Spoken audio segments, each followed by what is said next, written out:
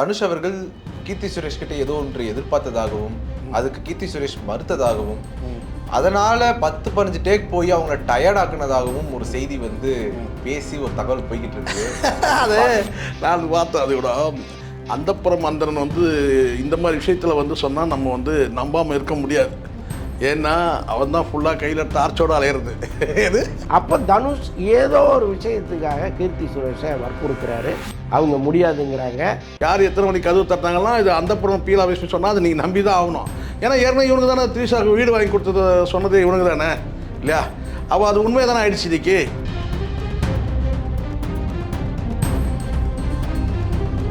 ஒரு கட்டத்தில் அவங்க நடிக்க மாட்டேன் சொல்லி அந்த பஞ்சாயத்து வரும்போது அப்போ வந்து அவங்க அப்பா வந்து பேசும்போது ரஜினிகாந்த் அவர்கள் பஞ்சாயத்து பண்ணார். எப்படி சொல்கிறான் பாருங்க. இது இப்போ ரஜினிக்கு ஃபோன் அடித்தா ரஜினி யார்? தனுஷோட மாமனார். இப்போ ரஜினி வந்து எல்லாத்தையும் கேட்டுக்கிட்டு சரி விடுங்க நான் பார்த்துக்கிறேன். இந்த பீலா பிஸ்மி அந்த புறம் அந்த என்ன சொல்லிட்டு வரான்னா இந்த 2-3 நாளாக எல்லா நடிகரும் இப்படி தான். அது விஜய் மட்டும் ஆமாம் பொதுமைப்படுத்துறது. இது எல்லாம் அப்படிதாங்க. எல்லா நடிகரும் அப்படிதாங்க.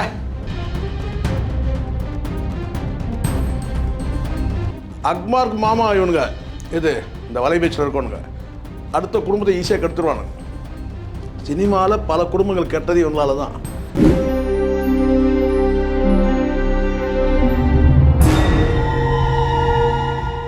ஆடுகளம் சினிமா நேயர்களுக்கு வணக்கம். இன்று நம்மோடு நேர்காணல் பேசுவதற்காக பத்திரிகையாளர் திருமிகு சேகுரா ஜெய்சங்கர் அவர்கள் முடிந்திருக்கிறார். வாருங்கள் அவரோடு பேசலாம். சார் வணக்கம். சார் வணக்கம். வணக்கம் சித்தார்த். வணக்கம். கீர்த்தி சுரேஷ் அவர்களை பற்றி ஒரு டாக்.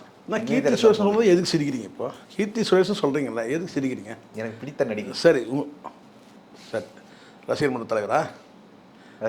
முன்னாள் ரசிகர் மன்றத்தில் அவங்கள பற்றி ஒரு பேச்சு போய்கிட்டு இருக்கு. இணையதளத்தில் பரவலாக போய்கிட்டு இருக்குது.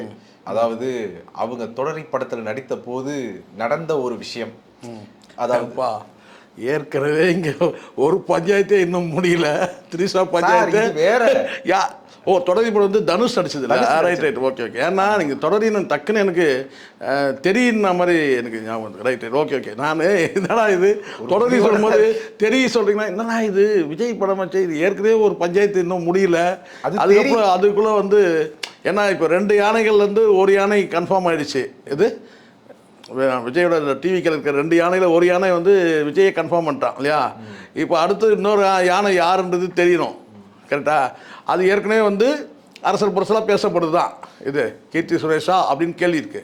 இந்த நேரத்தில் நீங்கள் சொன்ன உடனே நான் நினச்சேன் ஏற்கனவே ஒரு பஞ்சாயத்து என்ன முடியல. இது என்னடா இது அடுத்த பஞ்சாயத்து சொல்லிட்டு சரி சரி ஓகே. தொடரி வந்து தனுஷ் நடிச்சது. ரைட். ஆமாம் அது தெரியும். ஓகே தொடரி ஓகே ஓகே ஓகே. அந்த படத்தினுடைய ஷூட்டிங் அப்போ தனுஷ் அவர்கள் கீர்த்தி சுரேஷ் கிட்ட ஏதோ ஒன்று எதிர்பார்த்ததாகவும் அதுக்கு கீர்த்தி சுரேஷ் மறுத்ததாகவும் அதனால 10-15 டேக் போய் அவங்கள டயர்ட் ஆக்குனதாகவும் ஒரு செய்தி வந்து பேசி ஒரு தகவல் போய்கிட்டு இருக்குது. அது நான் பார்த்தேன். அதை விட அந்தப்புறம் அந்தரன் வந்து இந்த மாதிரி விஷயத்தில் வந்து சொன்னால் நம்ம வந்து நம்பாமல் இருக்க முடியாது. ஏன்னா அவன் தான் ஃபுல்லாக கையில் டார்ச்சோடு அலையிறது. இது அந்த காலத்தில் அரிக்கான் விளக்கு சொல்லுவாங்க இல்லையா? அதான் அதெல்லாம் வந்து அவங்க பூர்வீக அந்த மாதிரி இருக்கலாம். சரிங்களா? இவன் வந்து கையில் வந்து எப்படி கமல் வந்து டார்ச்சு வந்து இவன் கையில் கொடுத்துட்டாரா என்னன்னு தெரில. இவன் தான் வந்து இந்த மாதிரி சொல்கிறது என்னன்னு எவ்வளோ நாசுக்காக சொல்கிறான் பாருங்க. அதாவது படப்பிடிப்பில் வந்து தொடரி படத்தில் வந்து அந்த படப்பிடிப்பில் வந்து தனுஷ் வந்து எதையோ ஒன்று எதிர்பார்த்தா மாதிரியும் எப்படி சொல்கிறான் பாருங்க. எப்படி எதையோ ஒன்று எதிர்பார்த்து அவங்க அதுக்கு வந்து ஒத்துக்கலன்னு சொன்ன உடனே வந்து வேணே டேக் எடுத்து அவரை வந்து டயர்டாகிட்டாங்க. அதுக்கப்புறம் தலைவர்னா ரஜினி, நம்ம தலைவர் தான் சொல்லுவோம். அவன் ரஜினி சொல்கிறான். ரஜினி வந்து பஞ்சாயத்து பண்ணார் அப்படின்றத சொல்கிறான். இது நடந்திருக்கலாம். ஏன்னா இவன் சொல்கிறான் இல்லையா? இந்த பொதுவாகவே இந்த மாதிரியான மற்ற விஷயங்கள் நிறைய பீலாக இருக்கும், ப்ரூடாக இருக்கும். ஆனால் யாரோட போய் படுத்தாங்க, இது யார் எத்தனை மணிக்கு கதவு தட்டாங்கலாம் இது அந்தப்புறம் பீலா விஷயம் சொன்னால் அது நீங்கள் நம்பி தான் ஆகணும். ஏன்னா ஏற்கனவே இவனுக்கு தானே த்ரீஷாவுக்கு வீடு வாங்கி கொடுத்தது சொன்னது இவனுக்கு தானே இல்லையா? அப்போ அது உண்மையை தானே ஆயிடுச்சு இன்னைக்கு இல்லையா? அதனால் நம்ம வந்து அதை புறந்தள்ள முடியாது. நடந்திருக்கிறதுக்கான வாய்ப்பு இருக்குது. ஆனால் பொதுவாக அந்த டைமில் ஒரு பேசப்பட்டிருக்கிறீங்கன்னா வந்து ரஜினி அவர்கள் வந்து கீர்த்தி சுரேஷ் வந்து அந்த படத்தில் வந்து அண்ணாத்த படத்தை வந்து தங்கை ரோலில் தான் நடிப்பாங்க. அது வந்து அப்போ பரவலாக பேசுனாங்க. நாங்கள் வந்து தலைவருக்கு ஜோடியாக நடிப்பாங்கன்னா தங்கை ரோல் நடிச்சாங்கன்னா அப்போ வந்து சொன்னாங்க ஏற்கனவே வந்து இந்த மாதிரி தொடரி படத்தில் ஒரு பஞ்சாயத்து இது மாதிரி நடந்தது தான். ஆனால் என்ன பஞ்சாயத்துன்னு தெரியாது, நம்ம கால் ஷீட் பிரச்சனையோ இல்லை ஷூட்டிங் பிரச்சனை அந்த மாதிரி நம்ம நினச்சோம். இப்போ தான் தெரியுது தனுஷ் வந்து எதையோ எதிர்பார்த்து கேட்க, அது அவங்க இல்லைன்னு மறுக்க, எப்படி சொல்கிறான் பாருங்க. அந்த புறம் அந்த நம்ம இந்த மாதிரி விஷயத்தெலாம் ரொம்ப நேக்காக சொல்லுவான். இது பார்த்தீங்கன்னா தெரியும், சொல்கிறான் பாருங்க, அவர் நாசுக்காக சொல்கிறான் பாருங்க. ஆனால் இவனுக்கு தான் சொல்லுவானுங்க நாளைக்கு என்ன சொல்லுவான்னு கேட்டால், நடிகைகளெல்லாம் வந்து அவர் அவமானப்படுத்துகிறாரு. யார் அவமானப்படுத்துகிறாரு? பயில்வான் ரங்கநாத் வந்து அவமானப்படுத்துகிறாரு, இவர் அவமானப்படுத்துகிறாரு, அவர் அப்படி தான் சொல்லுவான். பார்த்துருக்கீங்களா? ஸோ இப்போ பேசுகிறது யார்? இவன் தான் பேசுகிறான். எப்படி நாசுக்காக சொல்கிறான் பாருங்க. தனுஷ் வந்து எதையோ எதிர்பார்த்தாரு, அதுக்கு அவங்க ஒத்துக்கலைன்னு சொன்னதும் டேக் மேலே டேக் போட்டு நிறைய வந்து அவரை டயர்ட் ஆக்கிட்டாரு அப்படின்னு சொல்லு. ஸோ அந்த டைமில் பேசப்பட்டது. அண்ணாத்த படத்தில் இவங்க தங்கையாக நடிக்கும்போது ஏங்க ஜோடியர்னா அப்போ வந்து இல்லைங்க என்ன தொடர் படத்தில் ஒரு பஞ்சாயத்து நடக்கும்போது ரஜினி அவர்கள் தான் வந்து பஞ்சாயத்து பண்ணார்.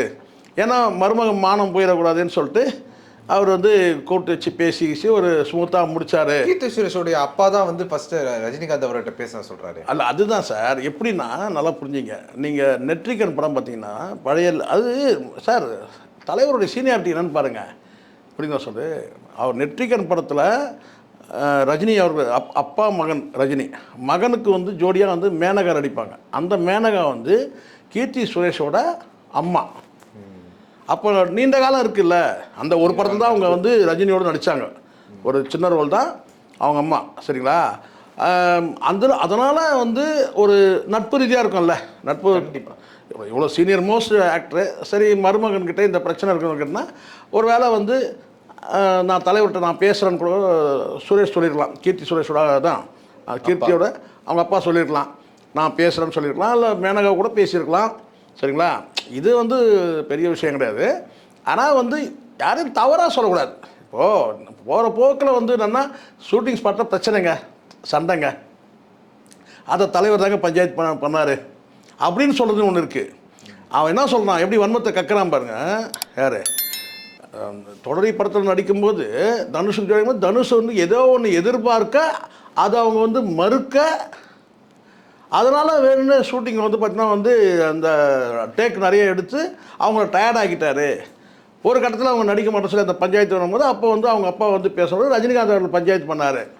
எப்படி சொல்கிறான் பாருங்க. இது புரியுதுங்களா? சிந்தாமல் செதறாமல் மாமா வேலை பார்க்குறதுன்றது இதுதான். எப்படி பண்ணுறான் பாருங்க. எவ்வளோ நாசுக்கா, தப்பு இல்லையா? யாருமே சொல்கிறேன் நான். ஏற்கனவே இங்கே ஒரு பெரிய பஞ்சாயத்து ஓடிட்டு இருக்குது. விஜய் மேட்ரு பெரும் பஞ்சாயத்து இருக்குது. இப்போ இந்த மாதிரி நடந்ததுன்னு சொல்லியிருந்தாக்கா விஜய் எப்படி ஒரு கோவம் வராது, விஜய்க்கு ஒரு கொந்தளிப்பாக இல்லை. ஏன்னா யாருக்கு என்ன பிரச்சனை நடந்தாலும் சினிமாவில், அதுவும் நடிகைகளுக்கு ஒரு பிரச்சனைனா அது விஜயால் தாங்க முடியாது, நரம்பெல்லாம் புடைக்கும். அதனால் இந்த ரூட்ன்ற அமைப்பு அதுக்கு தான் தொடங்குது. எல்லா நடிகைக்கும் வந்து பார்த்தீங்கன்னா கால் ஷீட் வந்து எங்ககிட்ட வந்து வாங்கிக்கோங்க அப்படின்றதுக்காக தான் இந்த ரூட்ன்ற அமைப்பு அதுக்கு தான் தொடங்கினதே. சரியா?